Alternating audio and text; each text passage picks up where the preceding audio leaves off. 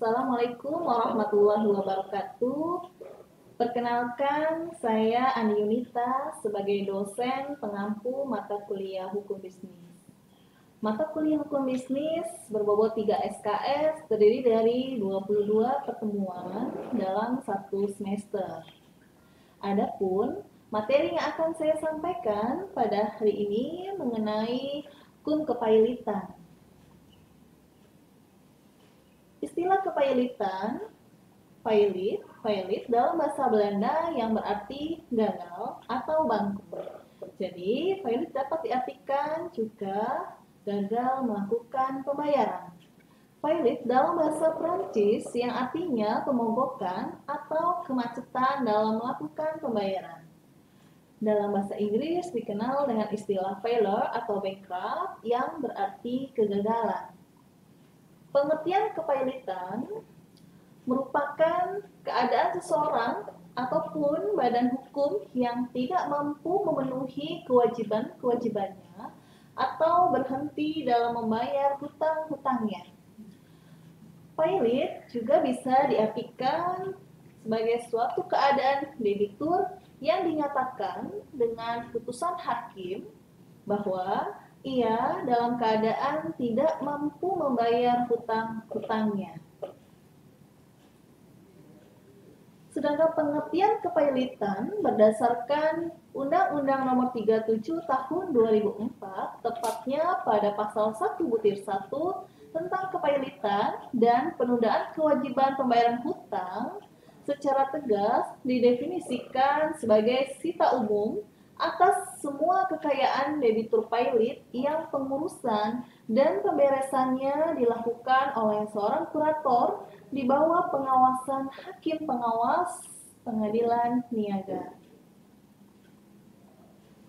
Adapun tujuan dari kepailitan yang pertama, meningkatkan upaya pengembalian kekayaan kreditur, memberikan perlakuan baik yang seimbang, dan dapat diperkirakan sebelumnya kepada para kreditor.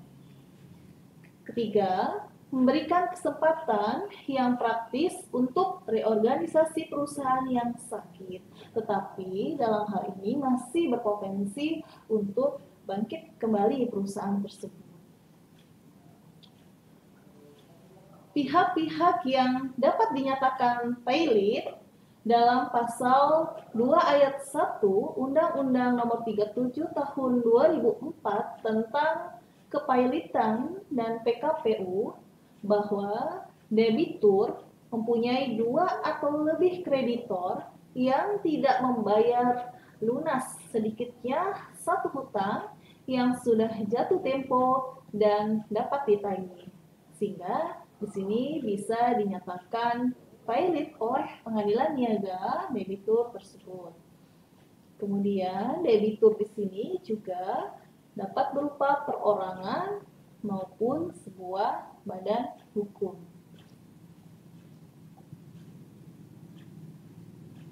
Pihak-pihak yang dapat mengajukan pailit berdasarkan pasal 2 Undang-Undang Kepailitan antara lain debitur yang mempunyai 2 kreditur atau lebih. Dalam hal debiturnya adalah bank, maka dapat diajukan oleh Bank Indonesia, kejaksaan untuk kepentingan umum. Kemudian selanjutnya, dalam hal debitur adalah perusahaan efek, lembaga clearing dan penjaminan, lembaga penyimpanan dan penyelesaian. Permohonan pernyataan pailit hanya dapat diajukan oleh Badan Pengawas Pasar Modal, tapi sekarang sudah dialihkan kepada Otoritas Jasa Keuangan. Dalam hal debitur adalah perusahaan asuransi, reasuransi, dana pensiun, atau badan usaha milik negara yang bergerak di bidang kepentingan publik, permohonan pernyataan pailit dapat diajukan oleh Menteri Keuangan. Persyaratan pernyataan pailit, debitur memiliki sedikitnya 2 kreditur, tidak membayar sedikitnya satu hutang kepada salah satu kreditur, dan hutang tersebut sudah jatuh waktu serta dapat ditagih. Itulah persyaratan pernyataan pailit. Sedang persyaratan jumlah kreditor mengenai keharusan adanya 2 atau lebih kreditor yang bisa dikenal sebagai konkursus kreditorum. Pemohon yang mengajukan permohonan pernyataan pailit ke pengadilan niaga harus dapat membuktikan jika debitur tersebut memiliki lebih dari 1 kreditor. Jika tidak bisa membuktikan, maka permohonan pailit ditolak oleh pengadilan niaga.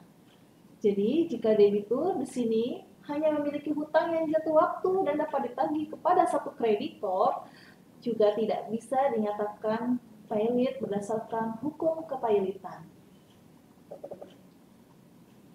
Syarat adanya hutang yang jatuh waktu dan dapat ditagih di sini di dalam pasal 2 ayat 1 Undang-Undang Kepailitan dan PKPU menjelaskan bahwa hutang telah jatuh waktu dan dapat ditagih itu merupakan kewajiban untuk membayar hutang telah jatuh waktu baik karena diperjanjikan, karena percepatan waktu penagihannya sebagaimana yang diperjanjikan, karena pengenaan sanksi ataupun denda oleh instansi yang berwenang, maupun karena putusan pengadilan, arbiter, ataupun majelis arbitrase.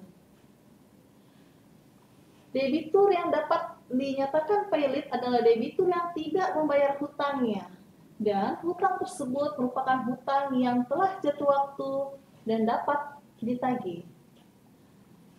Akibat hukum putusan pernyataan kepailitan terhadap debitur, maka sejak putusan pernyataan pailit itu diucapkan oleh pengadilan niaga, maka di sini debitur demi hukum akan kehilangan haknya untuk menguasai dan mengurus harta kekayaan yang ia miliki atau harta pailitnya.